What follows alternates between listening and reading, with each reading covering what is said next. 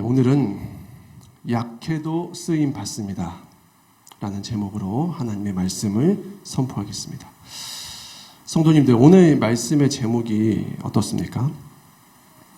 약해도 쓰임 받을 수 있습니까? 아니면 약하면 도태됩니까? 지식적으로 아는 것을 생각해 보라는 것이 아니고 정말 우리가 그렇게 믿고 있고 그렇게 살고 있는지 다시 질문해 보시라는 것입니다. 약해도 쓰임 받습니다. 이것은 저의 주장이 아니고요. 성경을 관통하는 진리입니다. 하나님은 약한 자 쓰시기를 참 좋아하십니다. 참 좋아하십니다. 성경에서 하나님이 컨택해서 사용하는 인물들을 찬찬히 한번 살펴보십시오. 어떤 사람을 들어 쓰시는지.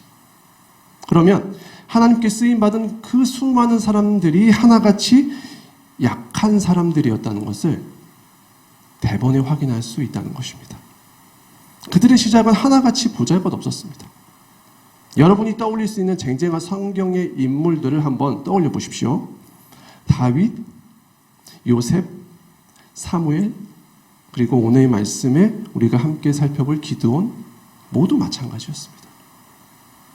우리는 기드온을 생각할 때 어떤 이미지를 떠올리죠? 미디안의 손에서 나라를 구원한 용감한 전사 기드온을 보통 떠올립니다. 하지만 그의 시작점은 전혀 그런 모습이 아니었다는 것입니다. 그는 약한 자였고 지극히 소심한 인물이었다는 것입니다.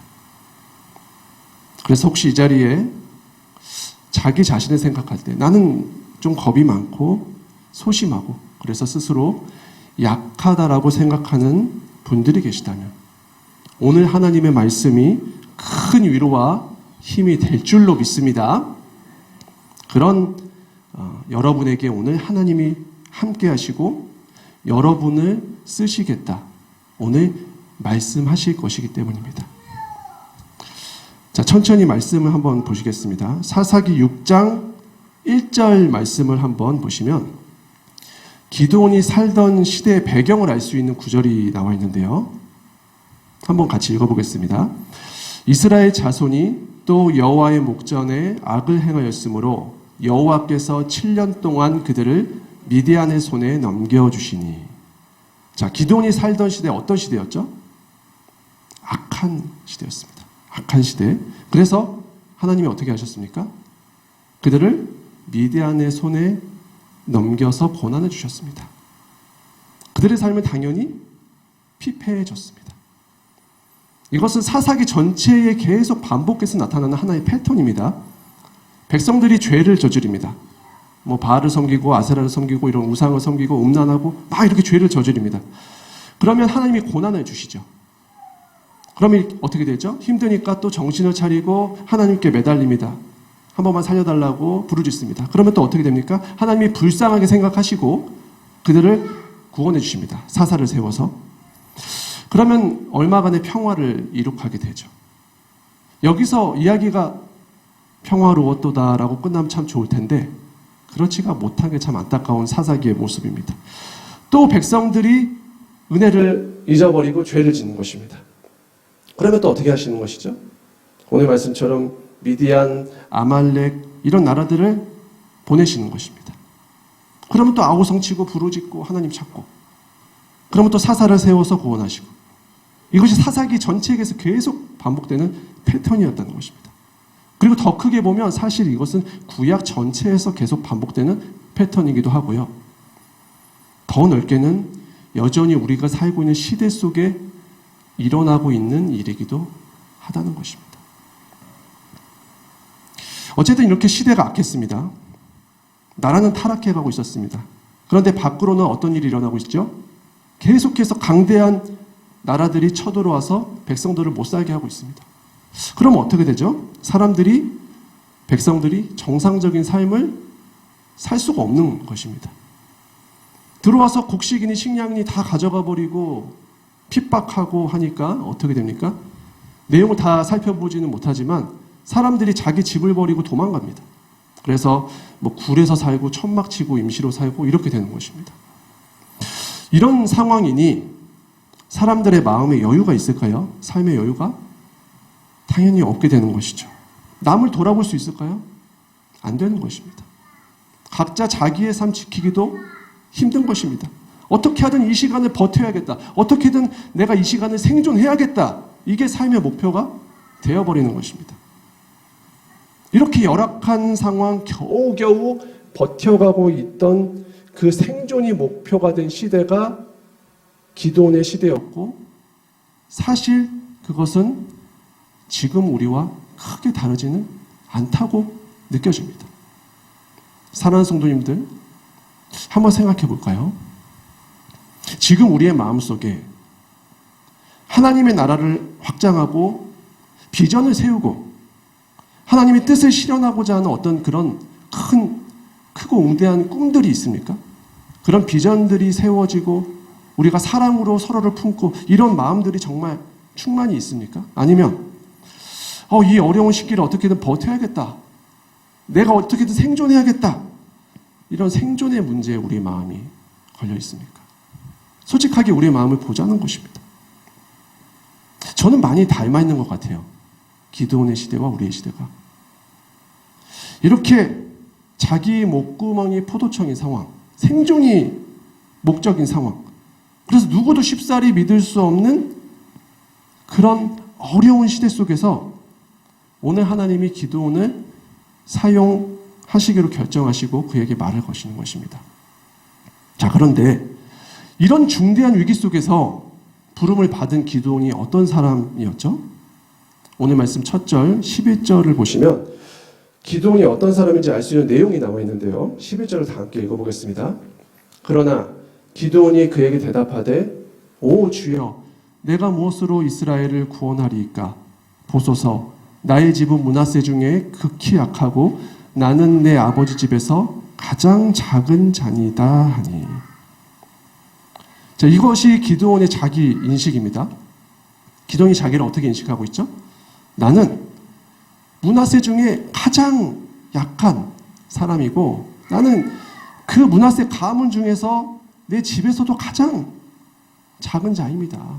그게 납니다. 근데 그런 제가 무슨 이 나라를 구원할 수 있다는 것입니까? 라고 하는 것입니다. 그리고 지금 기드온이 뭘 하고 있었죠? 하나님의 말씀을 받을 때 무엇을 하고 있었죠? 밀을 타작하고 있었죠. 밀을. 그런데 말씀을 잘 보시면 자기가 이 작업을 하는 거 들킬까 봐, 미디안 사람들에게 들킬까 봐 어디서 작업을 하고 있다고 나와 있습니까? 포도주 틀 안에서 이 밀타작 작업을 하고 있다고 나와 있습니다. 여러분 상상을 해보십시오.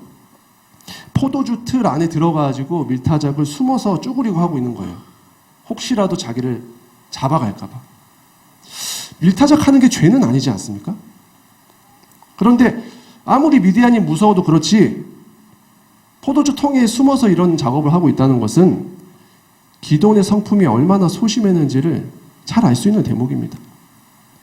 뭐 미디안에게 대항할 모의를 꾸미는 것도 아니고 그냥 곡식 타작하는 거잖아요.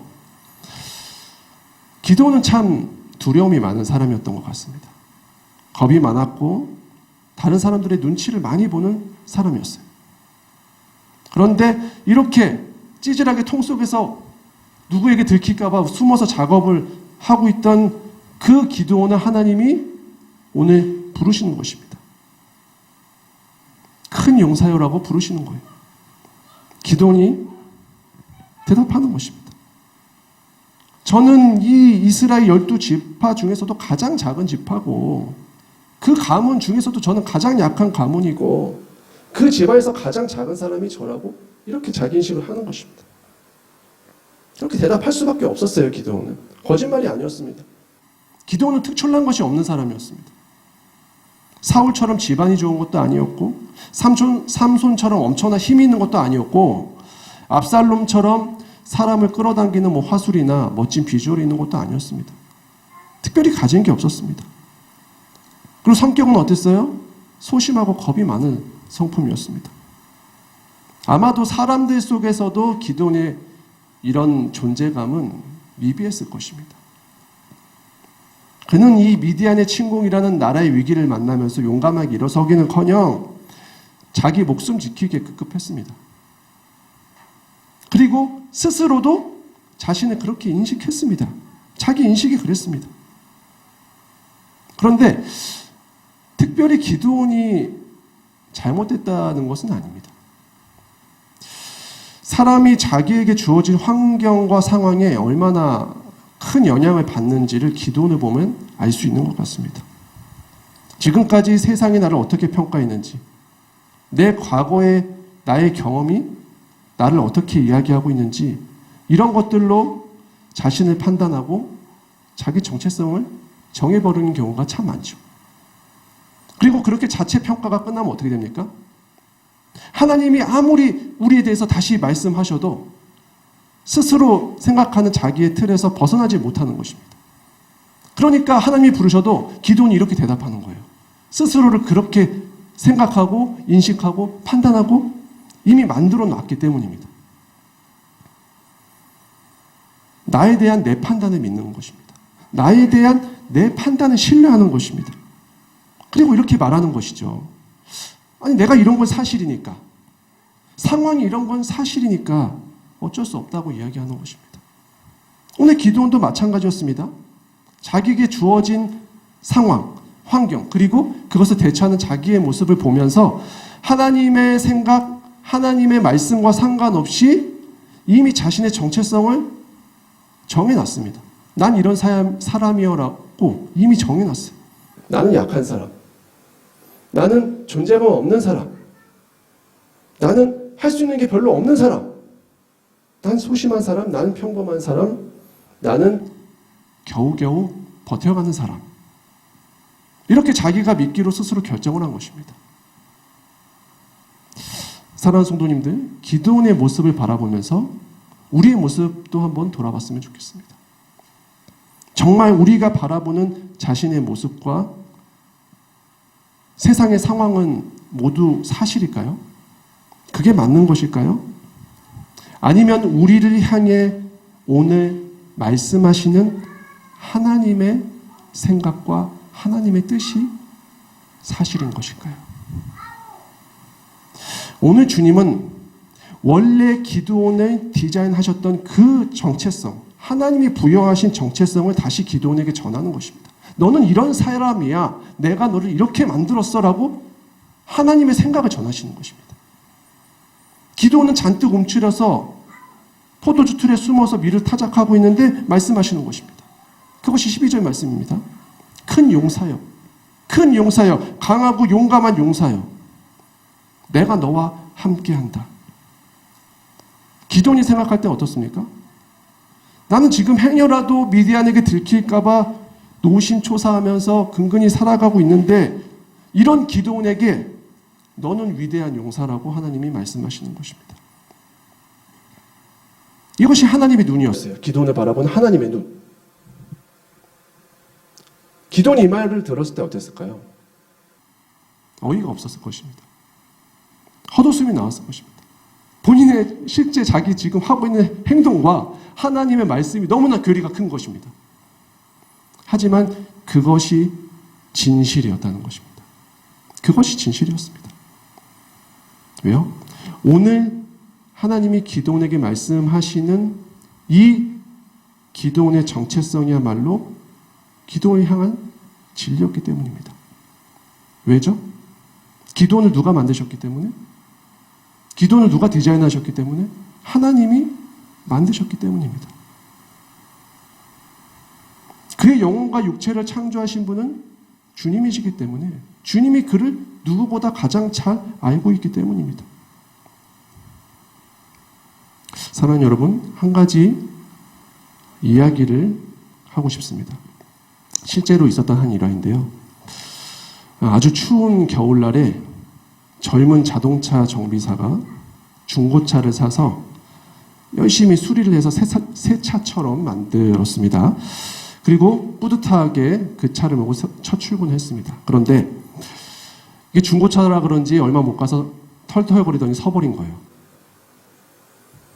정비사기 때문에 이 사람이 내려서 자동차 본넷을 열고 여기저기 고장 원인을 찾아보고 수리를 해보려고 했는데 도저히 차가 꿈쩍을 하지 않는 것이었습니다.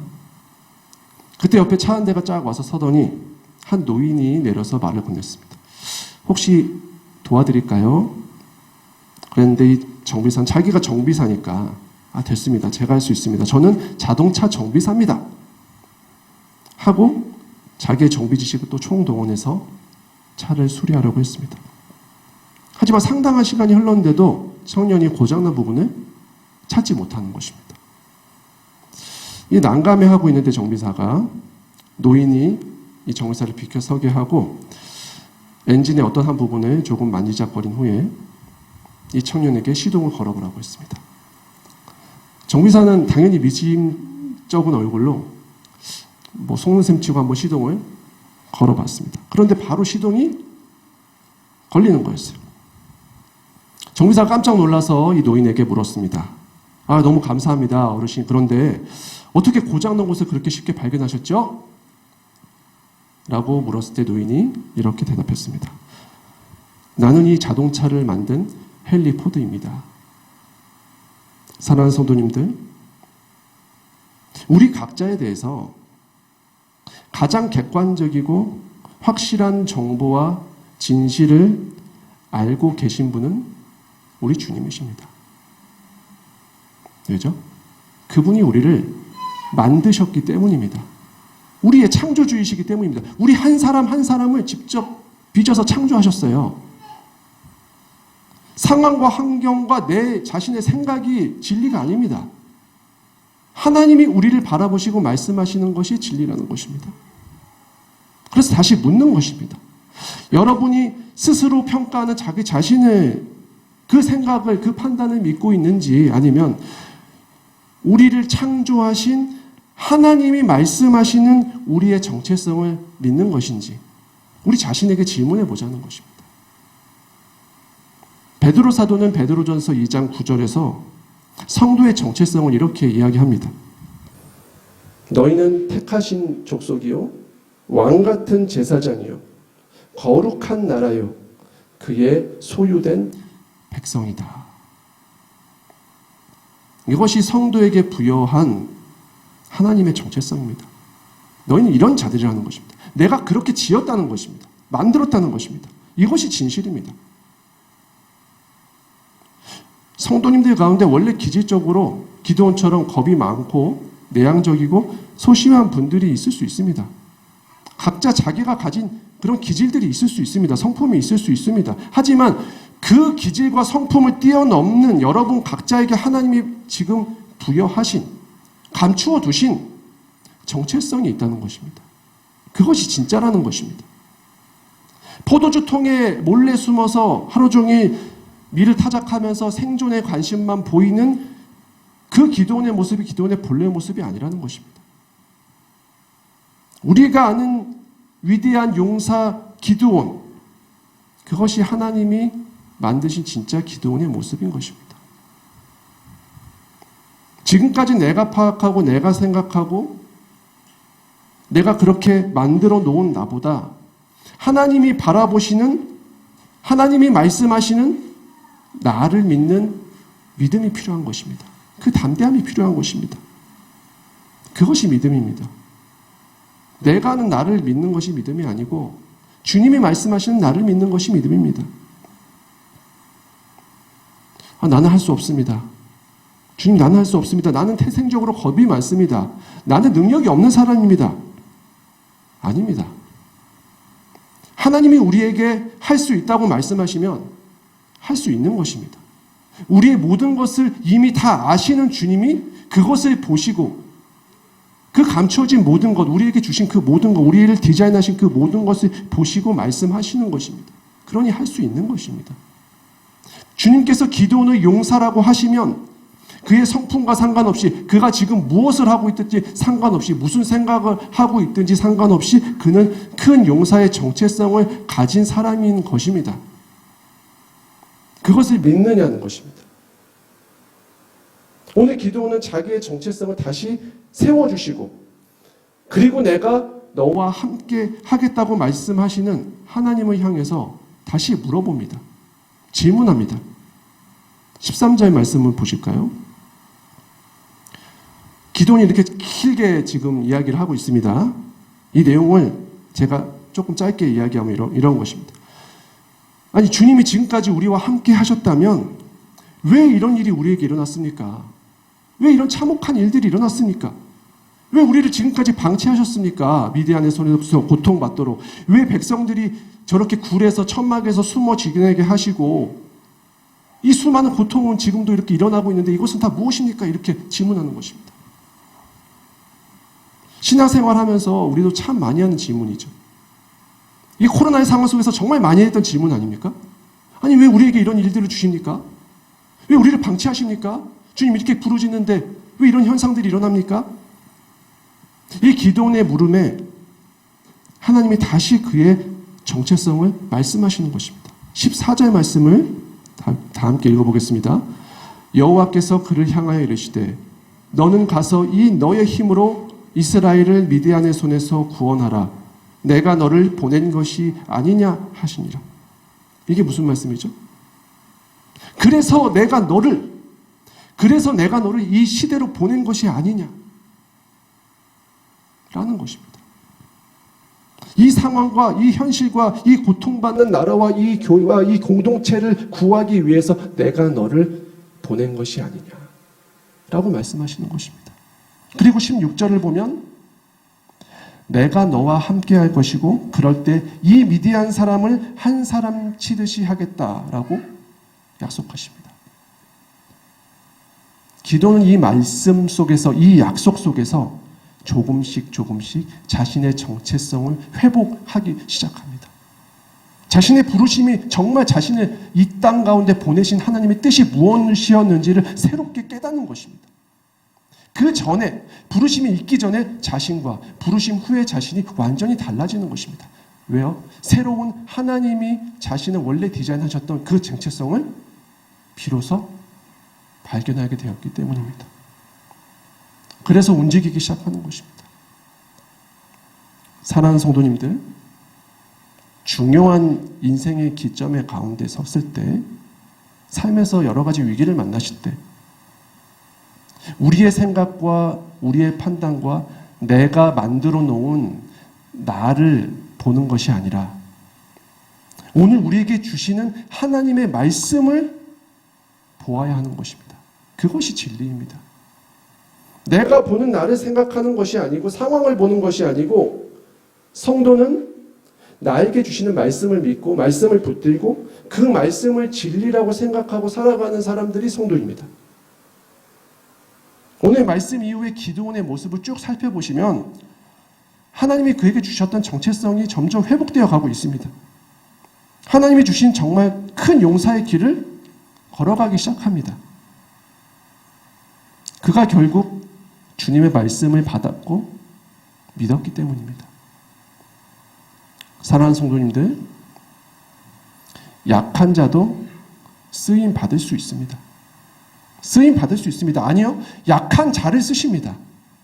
약한 자 들어 쓰시기를 즐기시고 그 약한 자를 통해서 하나님의 나라가 드러나고 주님의 영광이 드러나기를 원하십니다.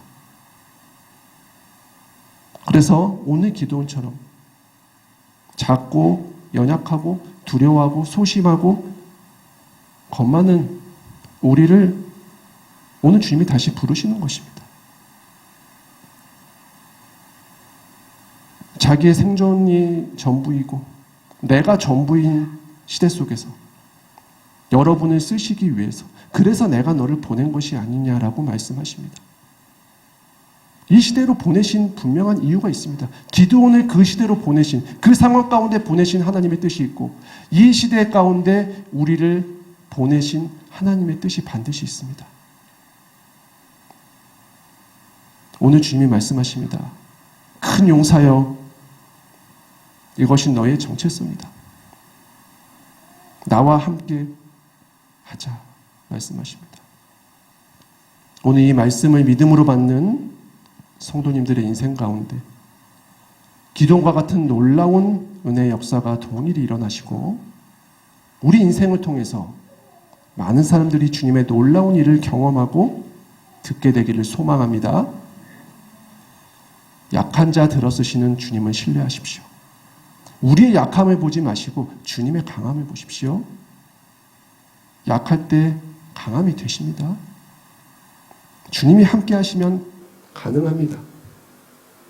힘을 내시고 우리를 부르시는 주님을 신뢰하시고 주님의 말씀 붙들고 그 놀라운 능력을 찬양하며 우리를 승리하게 하시는 주님의 이름이 늘 성도님들의 삶의 걸음걸음 가운데 함께하기를 간절히 축원합니다.